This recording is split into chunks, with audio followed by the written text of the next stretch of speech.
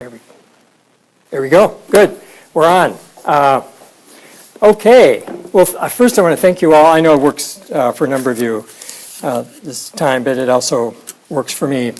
I told you last time, at my last infusion next week, and my wife thought it was crazy of me to be having class on Tuesday anyhow, being a wiser, saner person. I said, well, you just power through. She said, yeah, right. I want to see you after an hour.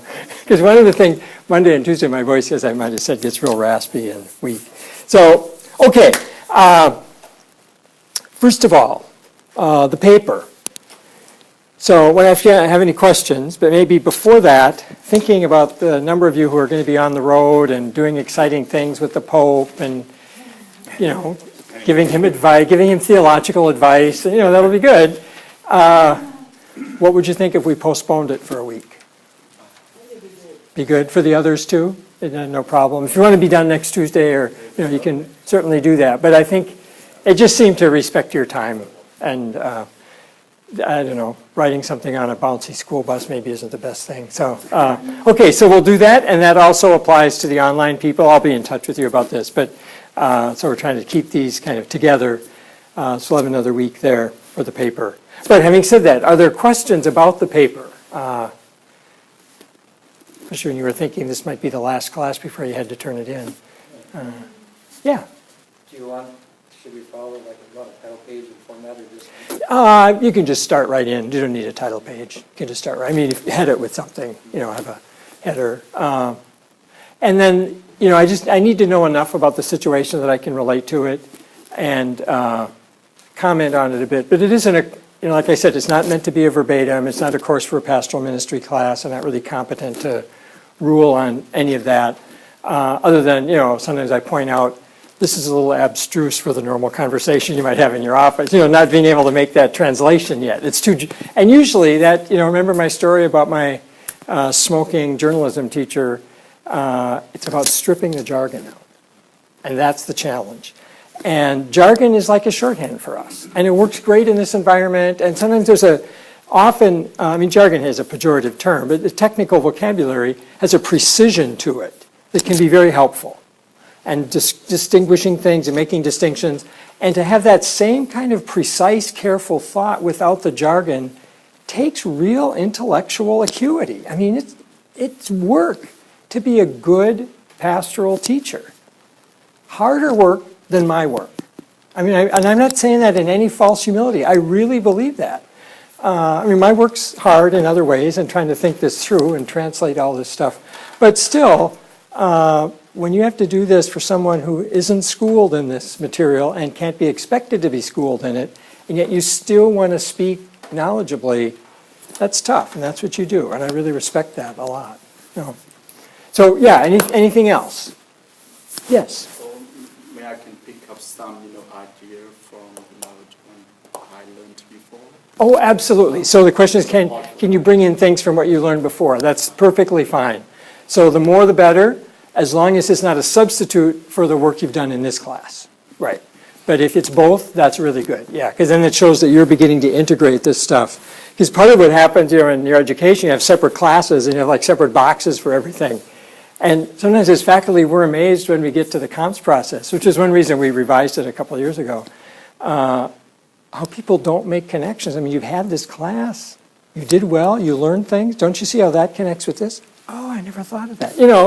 And so we want to try to give those specialties, but not create barriers between the thought. Yeah, so that's a good thing. Okay, yeah. I haven't really thought about the context exactly, trying to let it float a little bit. Yeah, sure. But a couple of things I thought of was it's probably perfectly okay to say you meet somebody and some conversation comes up, and then you have an occasion to kind of see them again, and then another level. Yes. Not the whole tour de force type thing. That's right, exactly right. I mean, it could be, you're meeting some friend in a coffee shop, and they make a comment, and they say, well, it really takes more careful thought. Let's get back together next week and pursue this more. Yeah. And perfectly, that'd be great. I mean, that's actually pretty natural. Yeah, that's what I thought. The other thing was in my own family, yeah. I mean, some of us are practicing Catholics, others are not, and some are atheists. Yeah. And so some of those conversations do come up. Interesting, good. I'm glad to hear that. So, I mean, not glad to hear the people, but you know what I mean, right? Right. You come up Yeah, right. Yeah. So Yeah. I don't know if I would use something like that, but I haven't thought. Sure. No, so the question for those online about family and a lot of family dynamics where some are practicing, some not practicing, some atheists, and the issue actually comes up in families. And could that be the context? Definitely. And I might have mentioned last time, I've had students who've done like a letter to a niece or a godchild or something because this question came up, or they at least imagined. But in one case, the person said, actually, I've been talking to my son a lot about this very issue.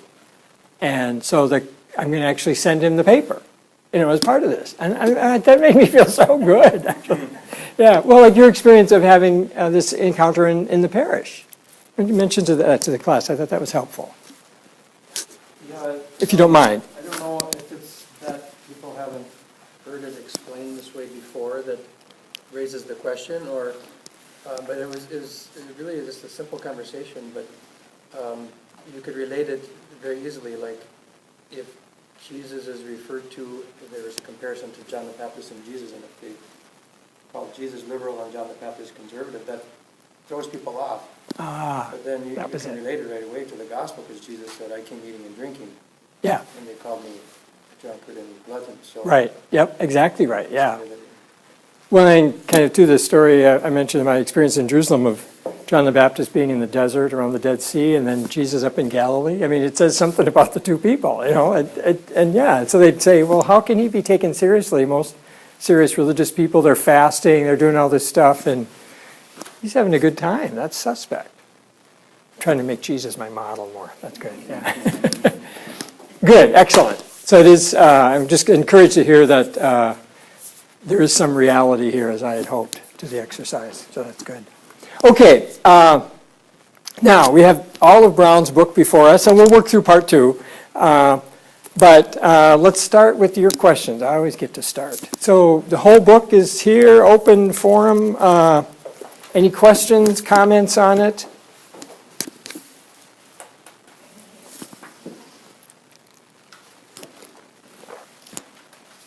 I'm Yeah. still thinking about, why Jesus, he didn't answer, correctly who he is.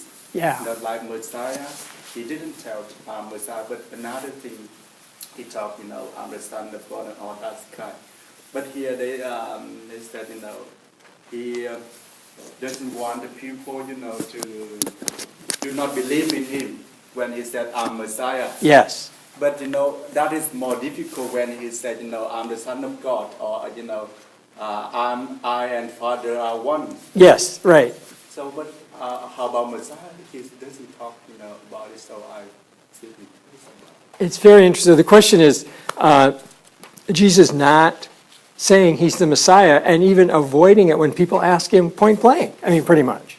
So it's pretty clear he's avoiding that question, whereas he says other things about his relationship to the Father that seem, at least, and even some of these are pretty historically reliable, Brown's account. So you get a kind of mixed message there. I think it might be some of what we talked about last time, the character, the expectation of people around him was so high. I was talking before class too about this, and like the passion predictions, and the one where Peter makes the confession at Caesarea Philippi, and then you get the first passion prediction. That probably what happened is, at the time, clearly Peter is stuck in the kind of common cultural expectation of what a Messiah is. And when Jesus starts to talk differently about his Messiahship, Peter says no and tries to set him straight. I mean, isn't that fascinating? It's just great. I love that story. And then, of course, Jesus says, "Get thee behind me, Satan," in Matthew. But then Jesus goes on to this prediction. Well, if Peter is that stuck in the old way, it's reasonable to me, purely on just a human dynamic kind of level, to think that Jesus could have been fairly explicit at the time about his predictions of the Passion, and they just couldn't hear it.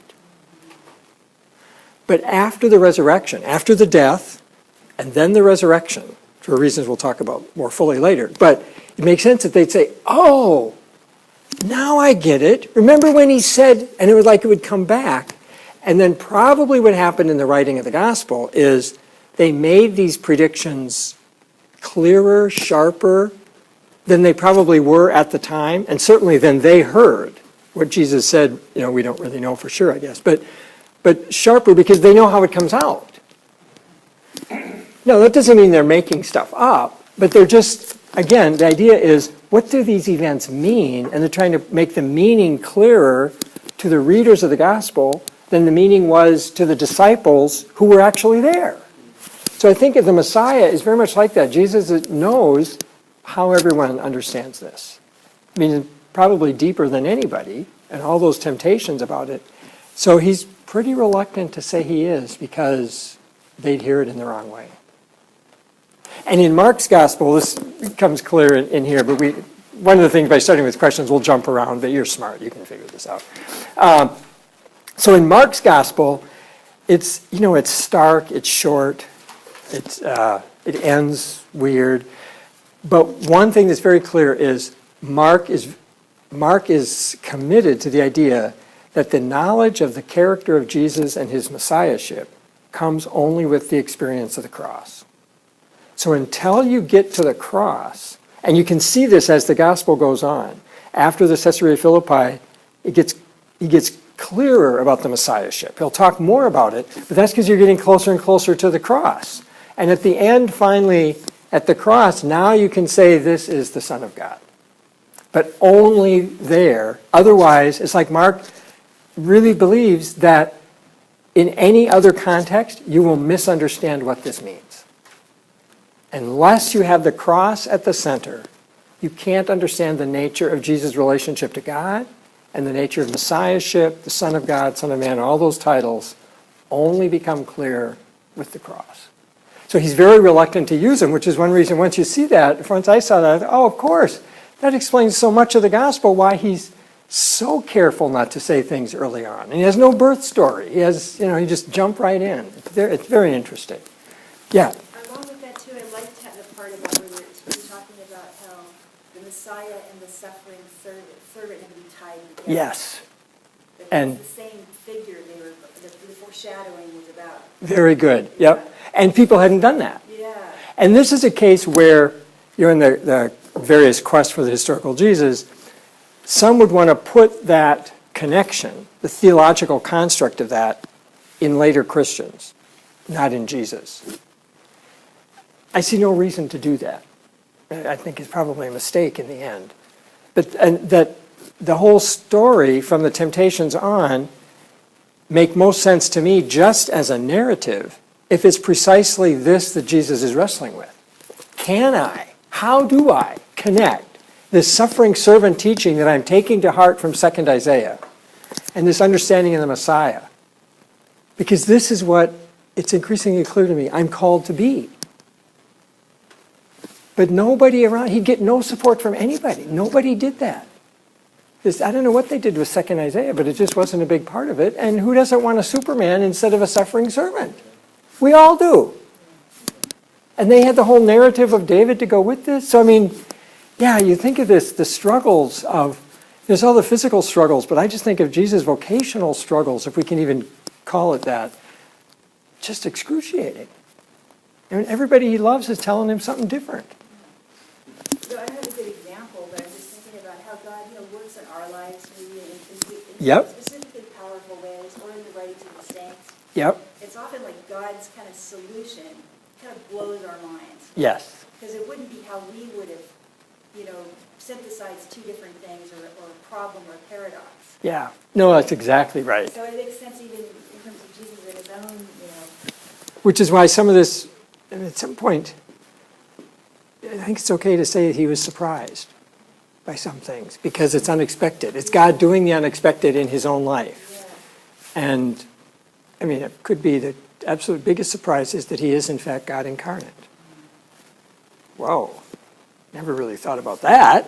But not that has to be at all. But I'm just, in kind of the speculative devotional universe that we're operating in here, along with the history, and some of this makes sense. And actually, for me, connects the kind of, what should we say, raw history work, this really is the scholarly work, with the devotional life. So they think they're stripping it away, and actually for me it gets richer. I think, okay, so this isn't the kind of pious Jesus who sort of, if he came in the room, he'd have a halo and he'd hover above the ground and, never touch all this kind of stuff that goes with this. No, he'd be like us. Well, wasn't that the actual message? How did we get so far from that? Why is this such a surprise to us? But in fact, culturally, theologically, I think for many of us, it is. To really take seriously the full humanity of Christ. And that's the great service of all this historical work. And we also we don't know where the line between the human and the divine actually hits, and how, Right. where, and what layer, how nuanced. And so it's an open question in a way. It is, and I think that's true if we really take this seriously, and the Council of Chalcedon that we'll get to in a couple weeks, seriously about the full humanity, full divinity, even that image becomes misleading because there isn't a line. Yeah, right. yeah. And you were hesitant even as you said it, but Yeah. it's organic. Yeah. So it's everywhere, Right. and somehow that should be reflected in our own spirituality. Because I think there are strands in our spirituality that come somewhat from Gnosticism, some from other things, the kind of John the Baptist spirituality even, in which we think that when God appears, it sort of vaporizes the human. And you have to make space for God to appear by eliminating the human. That is not. And the early church fathers are going to wrestle with this for 5 centuries until they get to Chalcedon. And it continues to come back. But the church consistently rejects that view, even though in our practice it's kind of still there. Yeah.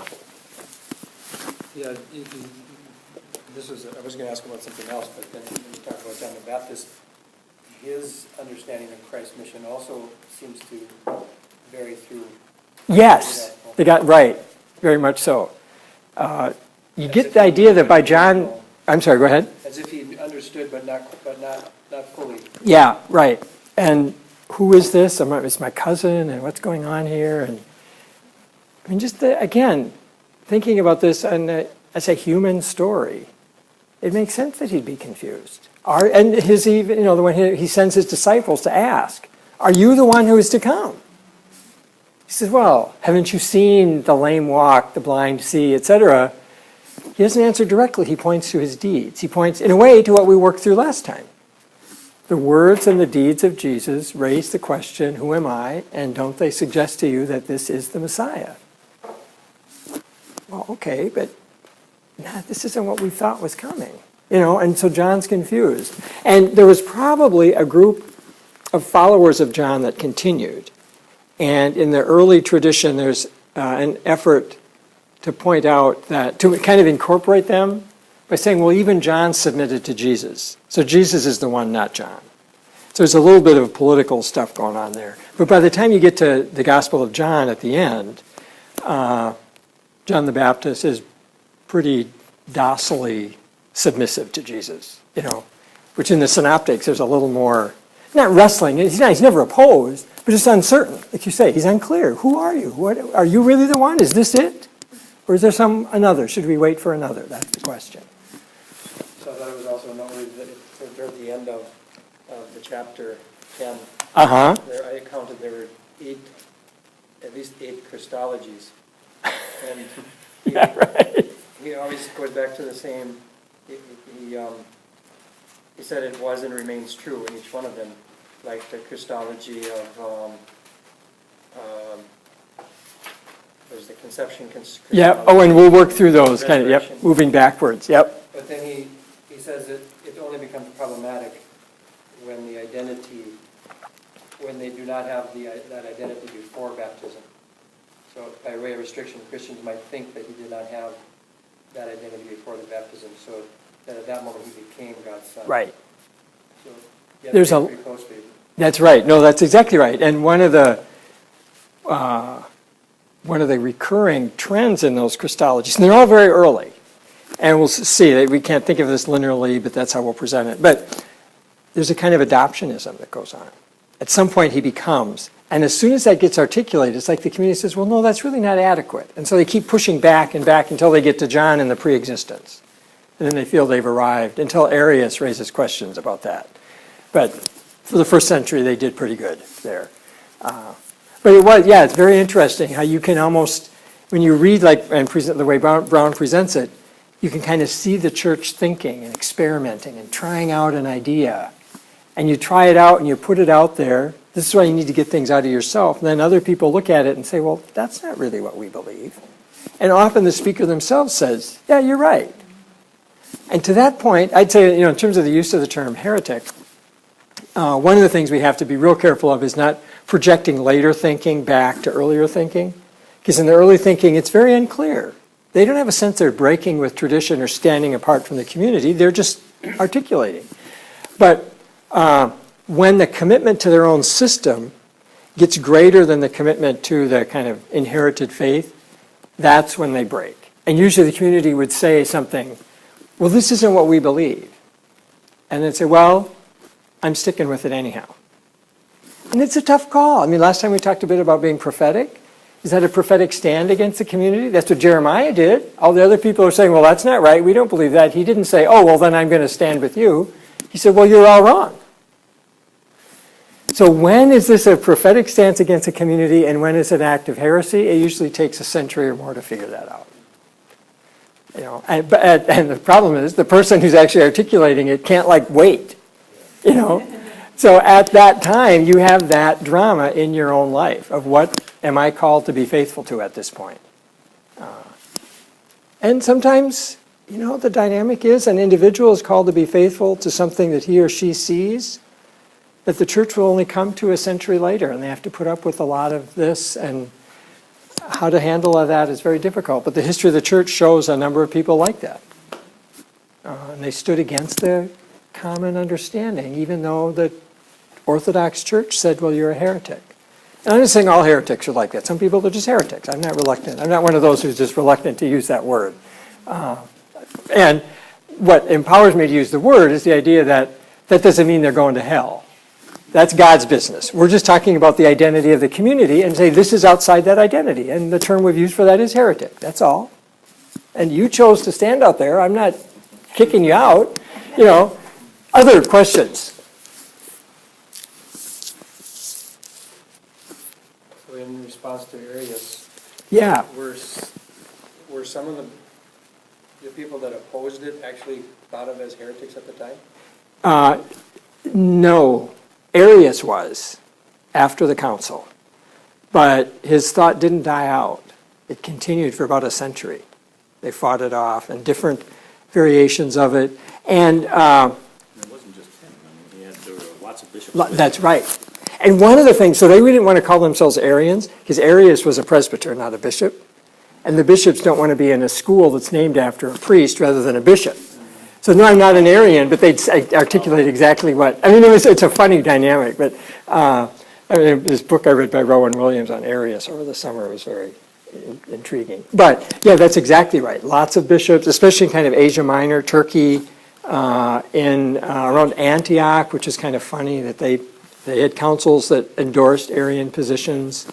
And so you've got these synods of bishops who are working against the Nicene Creed. I mean, so when we think about the reception of Vatican II, we need to get a grip and say, it takes a while. And these things just, how this all goes through. And to sort out exactly what happened. And Athanasius was the big defender of Nicaea. Again, and the huge crusade basically against Arius. But we'll see more about that later. Okay. Well, let's work through some of this a bit more systematically. And maybe, depending on how this goes, I'm thinking we may have time to begin some reflection on and moving into the Hellenistic period and the patristic period at the end of class, kind of a background for next time. Okay. Just in case we don't get to that, I do want to say a bit about the books. So we'll have the main text, the Norris book. And there's an introduction. You'll notice in the syllabus there's some pages at the beginning and others. So we're kind of working through the introduction chronologically and then with original readings that are excerpted in the back from authors from these periods, like the 3rd century, for instance. So that's fairly straightforward from the syllabus. This J.N.D. Kelly book is is a bonus book. I mean, I'm not requiring it. I've gone back and forth on that, and you've got enough to do, so I thought I wouldn't require it. It repeats a lot of what's in Norris. Its benefit and its liability are the same. It's brief. This is a sizable book, but it's brief. It's structured around the major doctrine, so there's like Christology, anthropology, I think on the Trinity, and the church. Pre-Nicaea, each has a chapter. Post-Nicaea, each has a chapter. It's kind of encyclopedic, so it's a really dense read. But when you're out in 4 or 5 years working and you're going to do some presentation on something, and you want a few pages that'll kind of remind you of what you've all done, this is a great resource.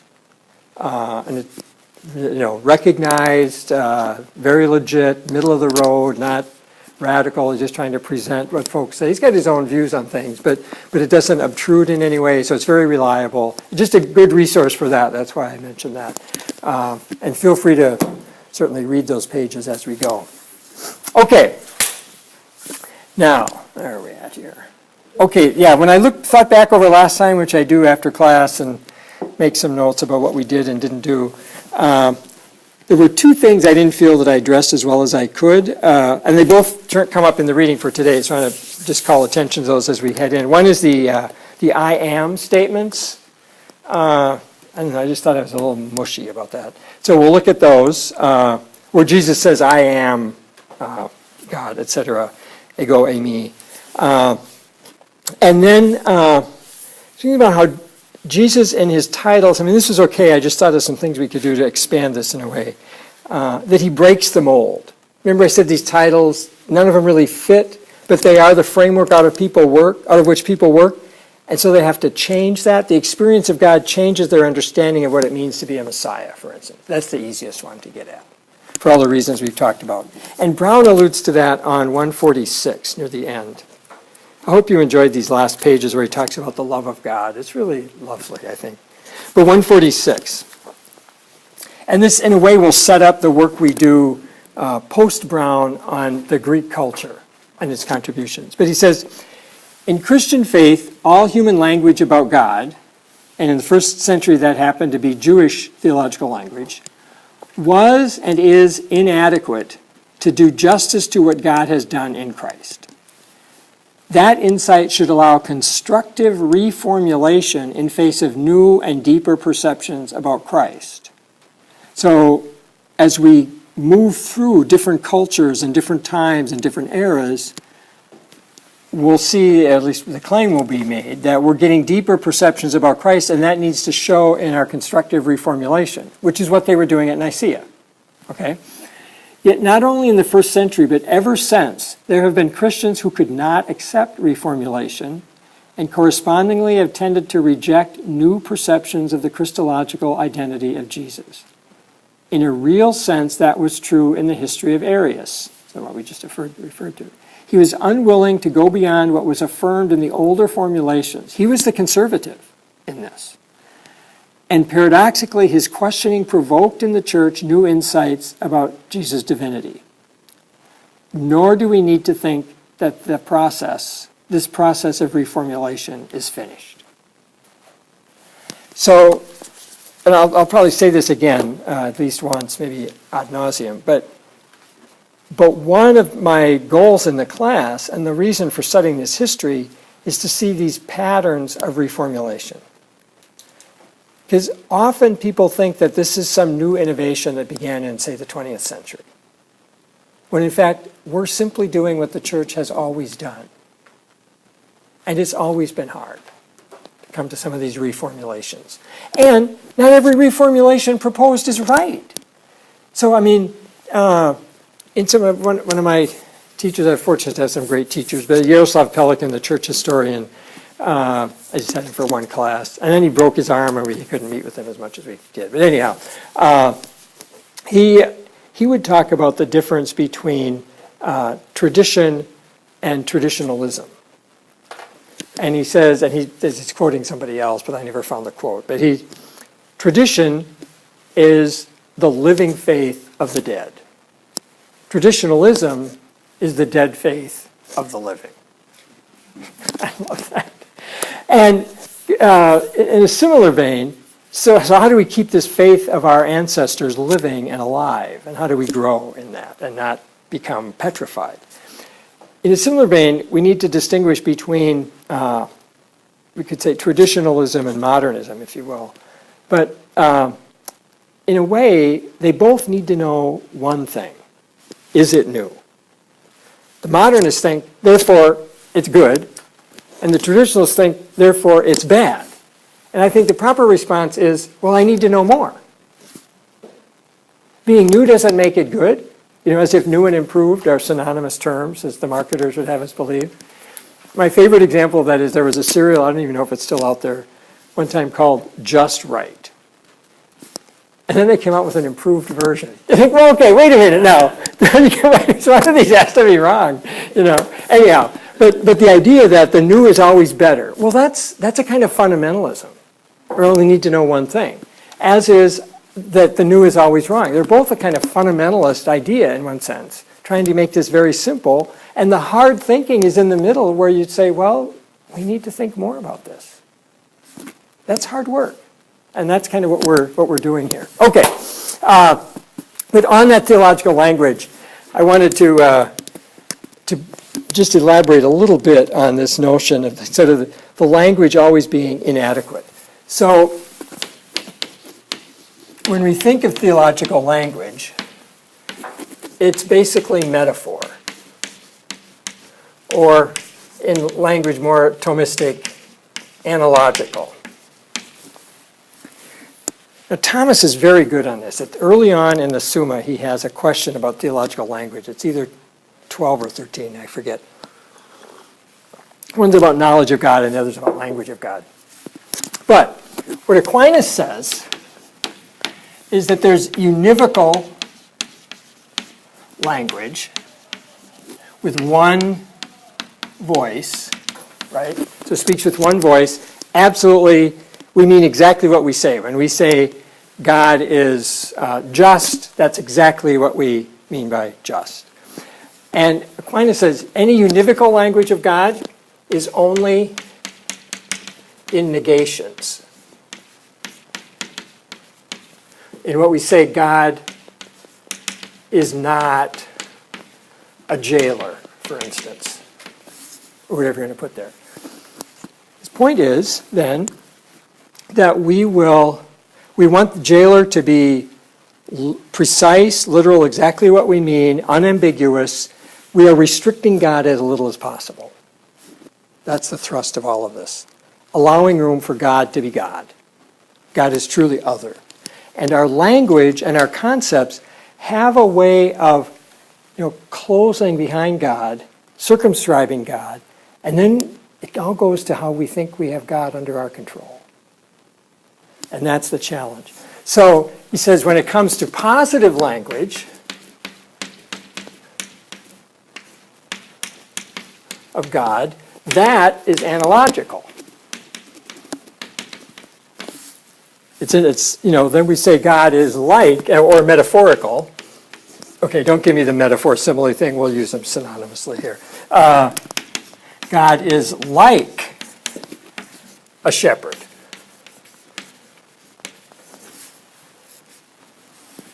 So it's not, we're not limiting God because it's like a shepherd, but what's implied in every metaphor is an unlike. So, a metaphor. We would say the lake is glass.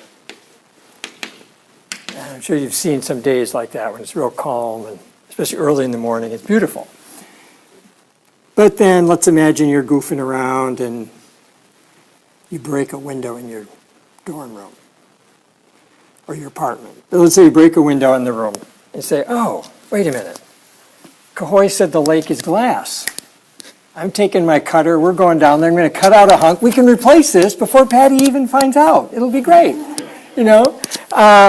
Okay, you misunderstood the nature of the metaphor. It's like glass in some ways. It's not like glass in others. so too in our language about God. God is like a shepherd, but also unlike, because he's other. Now, Paul Tillich, 20th century Lutheran theologian, played around with this and other things, but he connects this to what he called the Catholic substance and the Protestant principle.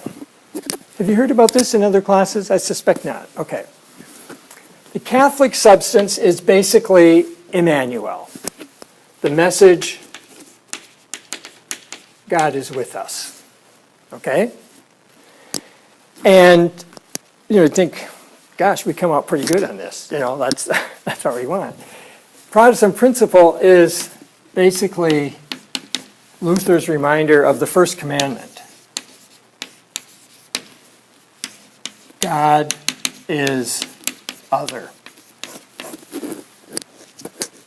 That transcendence of God is an important reminder in the context of God is with us. Because if the message is only God is with us, it's easy to take that for granted.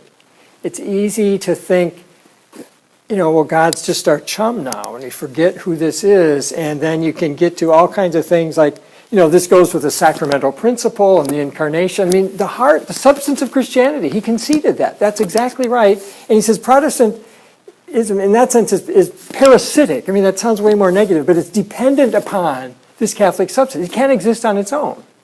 We need each other. But this, apart from anything else, also can't exist on its own. It needs this constant reminder that the God who is with us is the God who is other. And if we forget that, we get to all those kinds of abuses where the church thought it had its handle on the valve of grace and could turn it off, rather than thinking God's free to give grace to whoever he wants. And he doesn't need to ask your permission. Now, we can have a church that has all of this, but just don't be thinking you control God. Now, if I could, and this, we're getting into all kinds of big things here, but I think these are important contextual matters for thinking about the incarnation, because that's what the Catholic substance is about. This Yeah. tied directly to immanence and transcendence? Exactly, right. It is very much like that. Yep. Yeah, let me put that up there, because this is very much the immanence, God with us present, and this is the transcendence, the otherness of God. And you can understand some of the post-Vatican II polarization in the Roman Catholic Church around, some people feel that what was done to the liturgy and other things makes us too intimate, and we've lost the transcendence, the mystery, the otherness of God. This whole idea of mystery comes in here. Now, Tillich is not saying, and it certainly is not the case, that this is a necessary, that kind of perversion is a necessary consequence of the Catholic principle, but it is something that historically happens. And within the Catholic Church itself, we need to have reminders of this. And he says within Protestantism, of course, we need to have this. So both churches have kind of borrowed from each other. But I don't think, I mentioned this at the beginning, if so, stop me. But this is also related to things that what scholars call the history of religions, how religion works. And alluded to this a little bit last time with Adam and Eve and how we're happy to have God in our world as long as God obeys us and we don't have to obey God. If you think of like the Greeks and the Romans, think of the Greek mythology. The gods are on Olympus. When they show up, when they come close, it's a mess. I mean, they rape your women, they steal your daughters, they ruin your crops, they start wars, they make Helen hate Greece and the Trojans. I mean, it's just all a mess. So what humans want is to keep the gods away, happy, and satisfied. Basically, leave us alone. We will provide offerings and sacrifices. We have priests who go into the presence of the awesomeness of God. They take all those risks. They do that. We do all this to keep God away, not to bring the gods close. And Christianity turns that upside down. That we want God to come close. But it is this awesome God who comes close, not some weaker version. So to keep that all going becomes very important. And it's related then, so we're going to take this, relate it to theological language, and it's related to metaphor. Because the metaphor acknowledges, when it's done well, the otherness of God. There's something about God, no matter how precise our language, no matter how ancient or holy the language is, there is that about God that always is greater than whatever we can say. And that's a very important reminder. So that otherness, so that's the not. You could say this is the is, and this is the is not of metaphor. Now, if we pursue metaphor a little bit more, we could say that the metaphors that we use of God, like shepherd, this becomes especially important in language like father. So let's just take that on, father. God is like a father, okay? What we're comparing, so in a metaphor there's always we're comparing God to Father. It's actually a little more sophisticated or complex than that. So it is, God is to God's people as a father is to his children. So what we're comparing is not just God and Father, but this relationship, A, to relationship B. God relates to God's people the way a father relates to God's children. In that context, we're not making the literal comparison about God's nature as much as we are about how God relates to us. Hence, if we think of it that way, to put mother in here need not be as problematic as it might otherwise seem. Because is there something about that relationship, culturally, the way we think of it, that does in fact elucidate certain things about how God relates to us? Whether those are things about his nature or not is at this moment secondary. But it has to do with how God relates to us. And in fact, Scripture uses terms like this. And just as you have Genesis 1 and 2, and the editors aren't too worried about that, you get these great passages, just one in Isaiah, anyhow, great passages where God says, he, so it's a masculine pronoun, will suckle his children at his breast. Well, they weren't stupid about human anatomy. They just mix it all up because they're talking about God. And we all get what that is. You know, they couldn't bring themselves to talk about God as she, but they have all the attributes of a she. So God is relating to his people here the way a mother relates to children at her breast. I was thinking too about, you know, how Jesus says, oh, you know, I wish I could gather you under my wings or whatever. Yes, the chicken, the hen, Yeah, right. yeah. So there are a number of images where Scripture is, you know, not too hesitant. And they're clearly a minority. I mean, you've got like thousands of masculine ones and dozens of feminine ones. So it isn't, they're not on an equal scale. It'd be naive. But it isn't that they're totally averse to them. You know, that's the point. And, you know, we'll push this later. But what the analogy is then,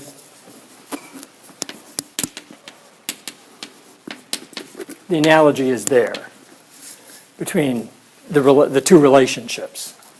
So questions about theological language and metaphor and titles and so on. Denise? Oh yeah, I'm just thinking about this again, just off the top of my head.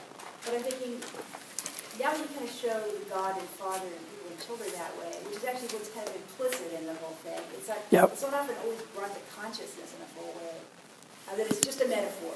No, that's right. Because then we tend to like go, oh, okay, he is this, he is that, and we Right. just don't think about it. But I'm thinking because of this, it kind of makes the whole argument sometimes about inclusive language, like in the Lutheranism, almost to be like not so important in a way. Yeah. You know what I mean? Like why try to swap one to the other? Why do you have to get rid of he and simply God necessarily? Because it's like it's showing something. That's right. It's not about the masculinity per se. Yeah. In a strong, literal, like especially physical sense. Yeah, exactly right. I mean, in one sense, we all know God isn't gendered, and yet there's so much of our talk that is, and we're anticipating, a later week we'll have on whole class on feminist theology. But it's important. I didn't want to begin to bring this up there because it's like, okay, now we're making a special pleading because we want to get women in the game. No, this is the nature of theological language. We're not making a special case for anybody. This is how it all works. And even is, at some point, and this is what the mystics say and other writers, is too limiting. And we think that associating God with being is like the most neutral thing. Clearly they're one and the same. And those people who really think about this a lot from a prayerful, mystical experience of God say, no, that actually isn't enough. It's more. So even that. So this is the point. Any word we use about God is inadequate. So it doesn't mean we're only silent. We need to say something. That's how we are. So some of this is, and what we also need to remember is that this language and these words, like Father has different connotations in different cultures and to different people. I mean, I pray that you don't encounter this. In some ways, I pray that you do. But you'll encounter people who have been sexually abused by their fathers. And then you talk to them about the fatherhood of God. This is extremely difficult. They want a relationship to God. They can't work through that image.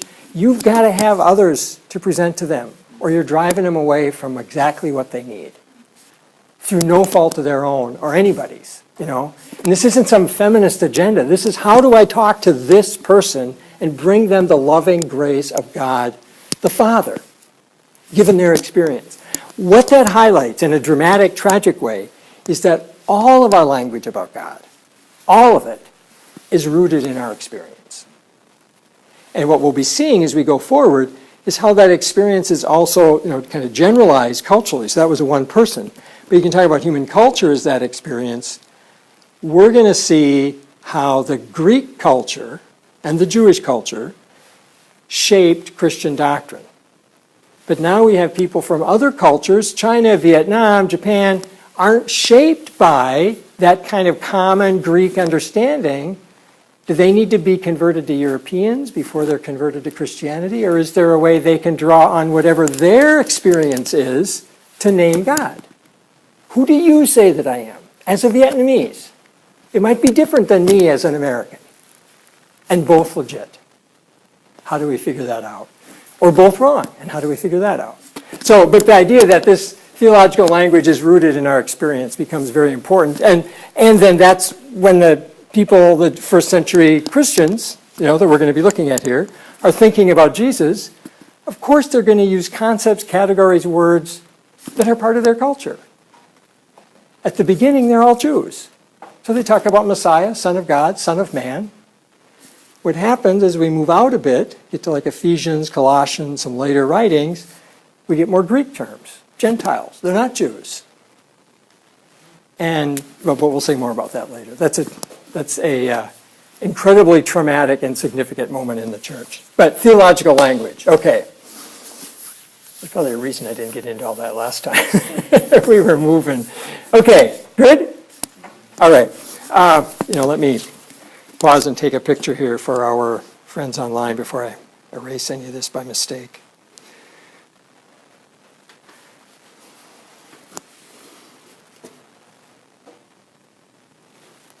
Okay. And then, a little weird, but thanks for your patience. There. Yeah. Right. What would we do without these? Okay. So now into Brown a bit more systematically in time. Okay. So Brown's looking here, kind of reminder about the structure of the book. The last time was about how Jesus thought about Jesus, pre-Easter, and now we're looking at post-Easter understandings of Jesus.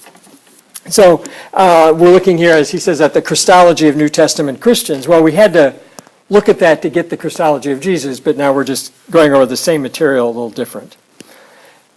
And remember his thesis about moving from the implicit to the explicit, right? So here we're seeing the far more explicit statements. They're beginning to unpack this. Post-resurrection. I'll put up my little timeline again.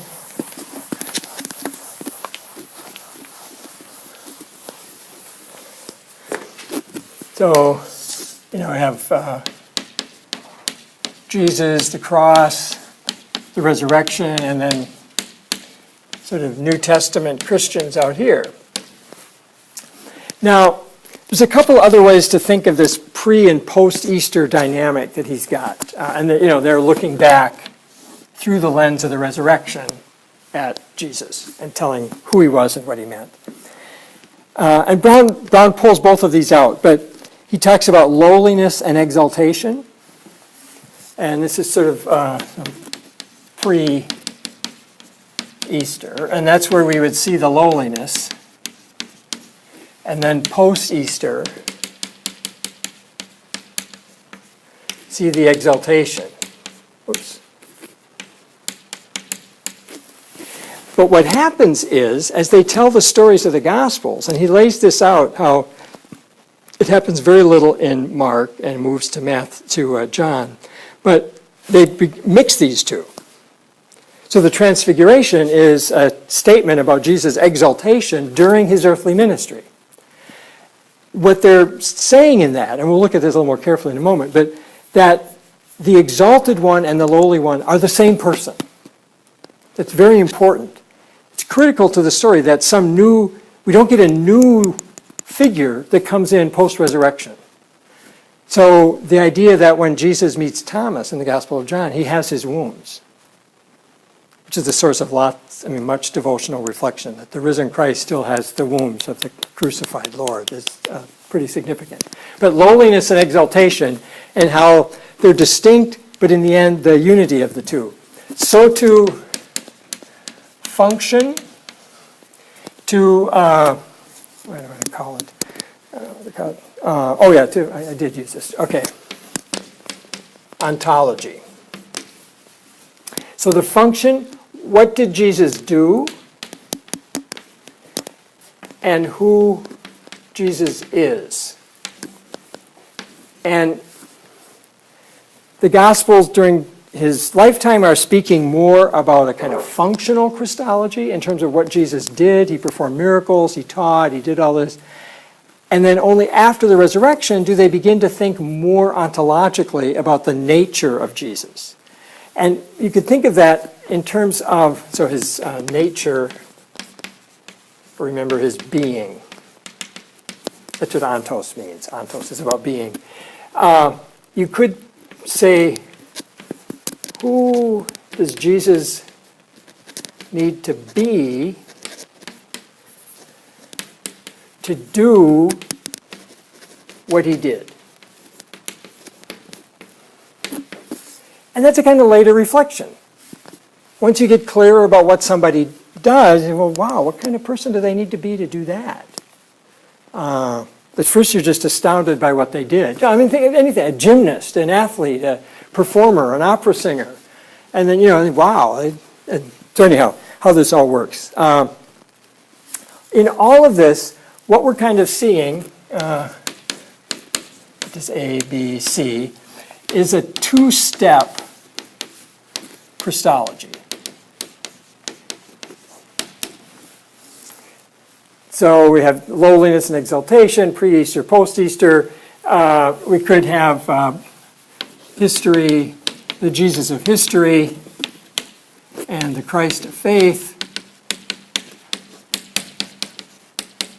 To pick up on earlier conversations, two-step. There's a way in which, I would sit real loosely with this, but there's a way in which this kind of thinking takes us to a two-nature Christology of human. I don't even want to write this up here because that's the whole danger, to think of one is supplanted by the other or something. But human and divine are the two natures. Well, it's kind of, you're sort of in that arena when you're doing this kind of thinking. That's all I want to say. And over time, and as we did more of this ontological kind of thinking, that moves to the natures, the being of Christ. Who is he? We get a little bit away from this, we get away from this more. We've made the move, The big problem is just like how we understand our relationship to the Jews. There's a kind of supersessionism. We think that once we're over here, we forget this. No, this is not that kind of development. So we did this first, we came to this, but the lowliness of Jesus is something we dare not forget.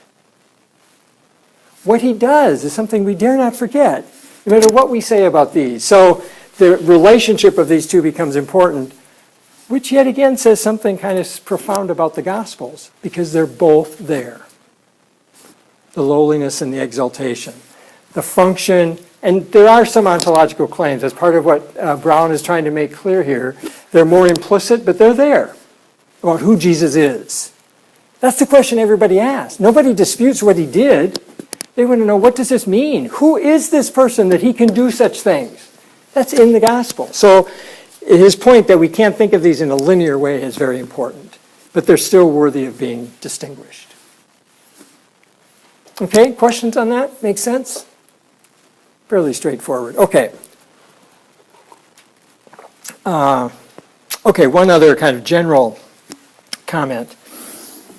So these relationships are not necessarily linear, and we can't assume that the later, like out here, the New Testament Christians, so this is clearly over against some of the, especially the early historical critics, we can't assume that the later creates a meaning or a reality that did not exist in Jesus' life. Now here's the distinction there. There's an awareness post-Easter. The disciples are more aware, actually they're aware in a way they were never before, of who Jesus is. They came to this understanding. You could say, this is an epistemological point. Epistemology having to do with human knowing, okay? So we come to this awareness. Simply because I came to an awareness of who Jesus is after Easter does not mean that the reality of who Jesus is different after Easter. But sometimes we want to think, well, when I came to know something is when it really came into being. Now, as soon as you articulate that, nobody's going to say, yes, that's what I think. But we do act like that sometimes. Listen to people who talk about, I've never seen anything like this. Well, were you around in 2008? It was like the same thing. These kinds of things. And it's just a historical short-sightedness or something. But their awareness defines the universe. No. So this growing awareness of the reality of Jesus is what we see in the New Testament. And it's very important that we see that in the New Testament because we definitely see this, so I want to say, we definitely see this in the history of the church. And the claim would be, we didn't finish growing in our awareness of who Jesus is when we wrote the last amen in the book of Revelation, when the Bible's done. And this is why tradition becomes so important. It's theologically important. That it's not equal to Scripture. The church has made clear about that. The Scripture is the norm that norms all other norms, etc. But clearly this process of growing awareness continues, so this line here goes on forever. And what we'll see, and we'll talk about that maybe at the end of this class or beginning of next, we see that happening in a dramatic way as we move into the Greek culture. So too, there's no reason to think it stops after that. And what happens with these cultures, and I'll just assert this and I'll elaborate it later, but what happens is, theologically, we come to see things about the reality of Jesus because of Hellenistic thought that we didn't see before. So the culture can deepen our understanding, our awareness of who Jesus is. Okay? that too doesn't stop. So things like encounters with Chinese culture can help us see things about Jesus when looked at from that culture that we never saw before. And this will be a gift to the church. Feminism helps us see things about Jesus we didn't see before. Now, as in every single case, just like the theological language, there are things, I'm getting ahead of myself a bit here, but things we can adopt from the culture and things we must reject. Slavery, persecution of women, etc., things, whatever. And we now see that these things are not consistent with the gospel, so we reject them. Other things are new in there. But figuring out what to adopt and what to reject is an incredibly difficult task that takes time, but the church can't flee from it. Otherwise, we're stuck in that traditionalist, modernist idea that we just need to know, instead of maybe is it new, is it different? And if it's different, I'm against it. Well, that's never, I mean, part of the study of history, and then they'd say, and I'm being a traditionalist. No, you're not. The tradition is one that has consistently adapted to these new circumstances and learned from them, not rejected them. Now, there are people in every generation, as Brown suggests, who can't do that. They are not the norm. The church may go with them short term, but never long term. But sorting this all out is, as I say, extremely difficult. And I think one of the best things we can do to help with that is the kind of pattern recognition we get from studying church history. So we're not just taking on results, but what are the patterns by which the church made these decisions in the past? What criteria did they use? How did they think about this? That's what we need to do again. That, to me, is the true traditionalist who enters into that same process may come up with a different result.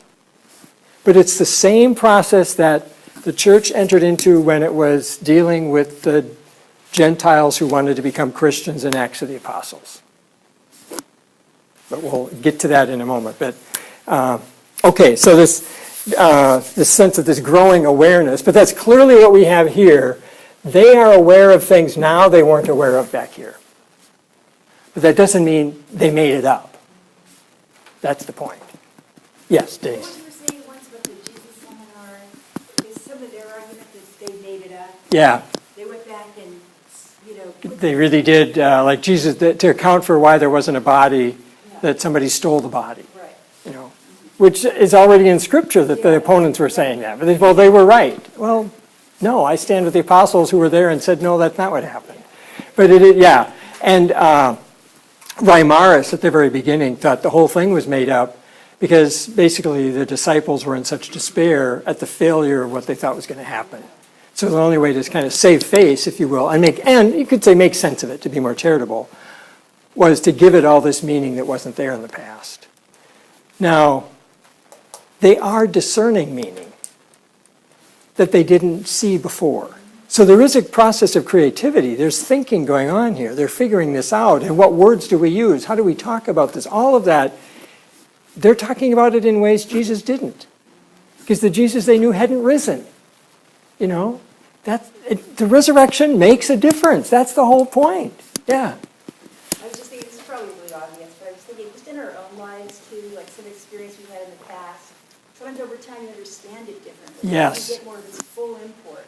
Right. Different layers that you just couldn't in years of time or... Yeah, exactly. Well, and isn't that what Freud, and the whole process of psychoanalysis, Yeah. it's kind of like recovering your past and then naming it and giving it meaning, and it ceases to have its hold over you. Well, that's powerful stuff. That's what they're doing, but in a constructive way. Yeah, right. Is there another question? That's a hand over here? No? Yeah, Albert. When you were talking about this growing awareness and the influence from the Hellenistic world or Right. cultures, one of the biggest things, perhaps, is what Enlightenment and Yes. and science, and so that has been something to be dealt with in terms of looking back. Exactly. Oh, that's a very good point. So comment was that like the Hellenistic culture, one of the big changes is the Enlightenment and the growth of science. And I think that's exactly right. And I think the church is still struggling with that. It took a long time, so we rejected democracy. I mean, think how different it would have been if we'd taken the other side in the French Revolution. I mean, what would that have meant? I mean, it wasn't even possible for us. But, for the Catholic Church has now, so I think of it this way, I think of really crude historical things, reductionistic. But, okay, so we got our hands slapped with Galileo. So when Darwin came along, we just stayed out of it, for the most part, officially, which was really smart. We don't need to do this again. And so, we learned something, and that was good. Because we have not been obsessed with that, because we're not fundamentalist reading of Scripture. We were with Galileo, but more lately we're not. It was rejected by Yeah, but it was never as big a deal for us as it was for the fundamentalist churches, and now we're fine with it. And we could make that change because we hadn't made it such a big deal. We didn't have to worry about saving face, or we could just kind of ooze into the new the affirmation of Darwin and nobody noticed, kind of. Yeah, right. Thanks, I'm glad you caught that. But no, I think science, and we're still wrestling with that. And, like last time we talked about Adam and Eve, but not to think that mean to be read literally, but we can still work from the narrative. And what do we do with at a deeper level with evolution, which I haven't wrestled with as much as I should. But this also speaks to the historians and the ones not like Darwin, but Yeah. he talks about the struggle. Is looking back, if they're looking back scientifically, they're looking back basically using a methodological naturalism. Yes, So they are right. assuming that That's right. there are no miracles, they're assuming that there's no actual resurrection. Right. So there's a real. That's exactly right. So yeah, the comment is for those online, so that the historians, as Brown indicates, tend to work from a kind of naturalism. No miracles, no resurrection. And that gives you a whole different picture. It has to. And that picture is a function of your method, not of your conclusions. Because you started out assuming there weren't miracles and there isn't a resurrection. Okay, you take those out, I agree, the gospel's really different. Jesus is very different in that environment. And the great thing about Brown, and lots of others like him, N.T. Wright and others, they want to use this method. They're not rejecting it out of hand, but how can we use it in a way that, even on its own principles, doesn't have these kind of positional biases, if you will. I mean, to conclude from the beginning there are miracles kind of begs the question. But how do you prove this? In a way you can't prove a miracle, but at least it can be open.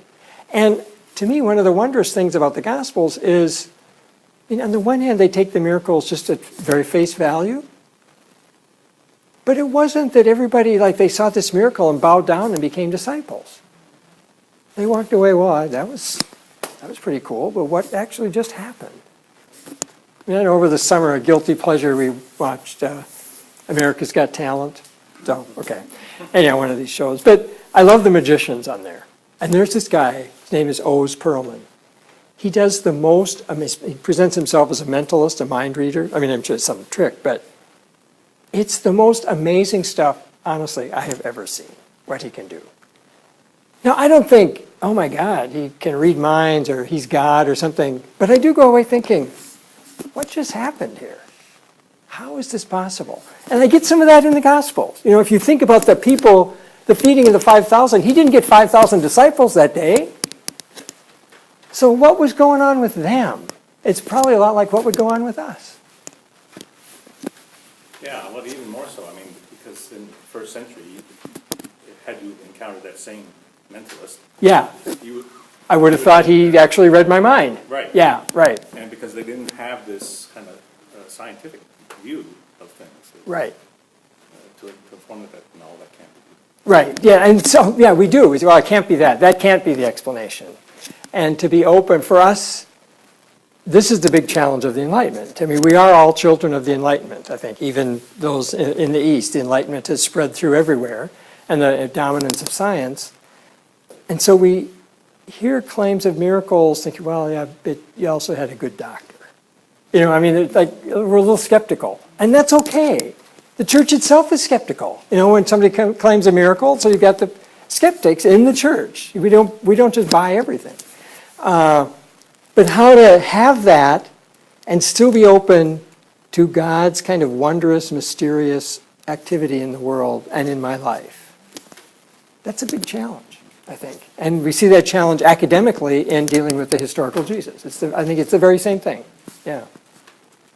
Okay, let's take a break and we'll come back and work through the various 8 Christologies that were identified. Yeah. You're up to 10 now? 11, true nature, older. Oh, yeah, right. Well, that's true. Right. Well, there's lots of them. Oh, we're just getting started, man. We have a whole encyclopedia here.